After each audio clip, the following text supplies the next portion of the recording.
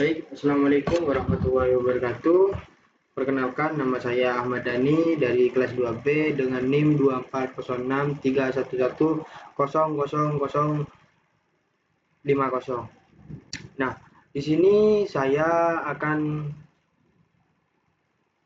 mengerjakan tugas tentang video ditugaskan dari modul 1 yang diberi tema materi seputar pendidikan informatika yang berkaitan dengan kemaduraan.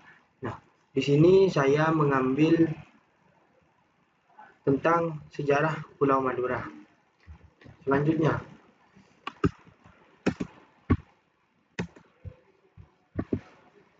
Madura ini adalah sebuah pulau yang terletak di sebelah timur laut Pulau Jawa. Pulau ini memiliki luas wilayah sekitar 5.379,23 km². Nah, di sini yang mencakup 4 kabupaten seperti Bangkalan, Sampang, Pamekasan, dan Sumeneb. Pulau Madura ini dikenal sebagai penghasil utama minyak bumi dan gas alam di Provinsi Jawa Timur. Nah, selain itu, Madura juga merupakan produsen garam terbesar di Indonesia, sehingga dijuluki sebagai Pulau Garam. Nah, Pulau Garam ini terletak seperti di Sumeneb, kayaknya semua daerah itu ada, seperti Pamekasan. Nah, kalau di Pamekasan sendiri kan saya asli Pamekasan. Nah, di Pamekasan itu letaknya ada di Capa, di sekitaran Pamekasan ada gitu.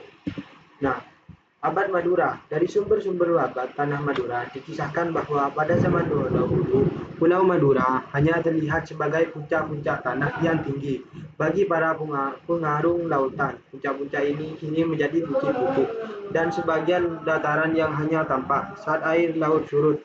Ketika laut pasang, dataran tersebut tenggelam dan tidak terlihat di permukaan. Beberapa puncak yang terlihat tersebut kini dikenal dengan nama Gunung Geger di Kabupaten Bangkalan dan Gunung Pajudan di Sumeneb.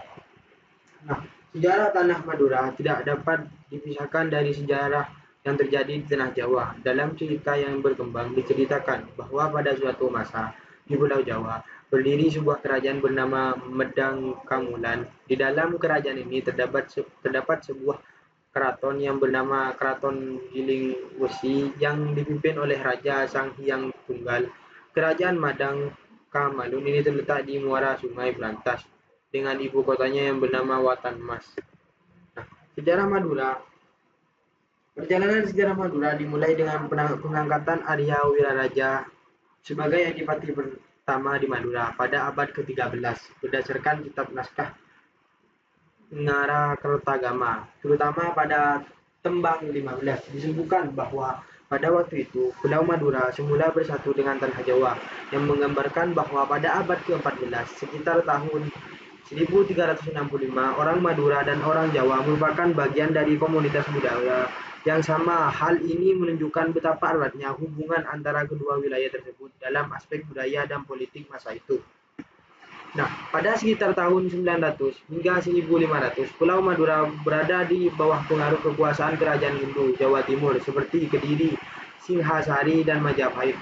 Keberadaan kerajaan-kerajaan besar ini memberikan pengaruh yang signifikan terhadap kehidupan masyarakat Madura, baik dalam hal pemerintahan, budaya, maupun sistem kepercayaan.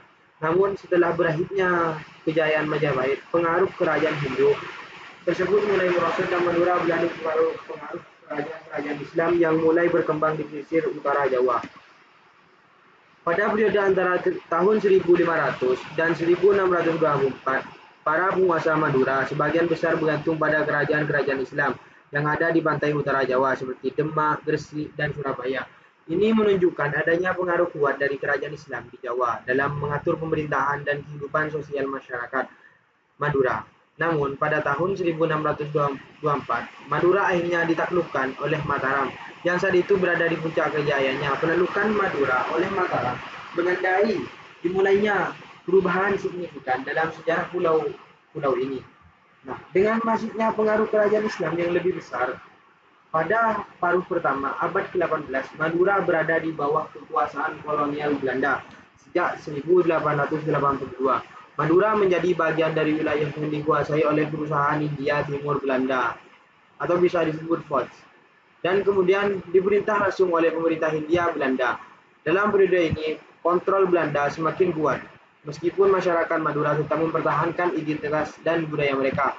Pada saat pembagian provinsi pada tahun 1920-an, Madura resmi menjadi bagian dari Provinsi Jawa Timur.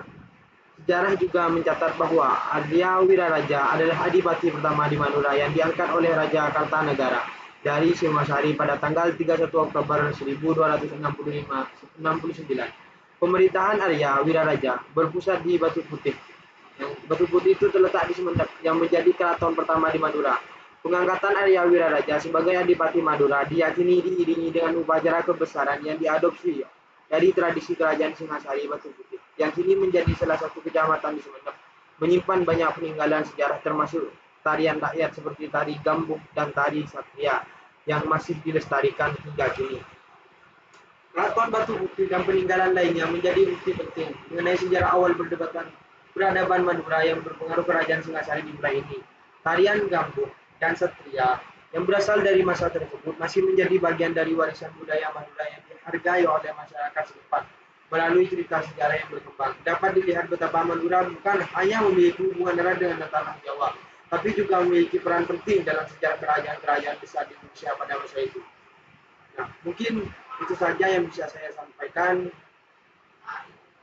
Kurang lebihnya mohon maaf. Wassalamualaikum warahmatullahi wabarakatuh.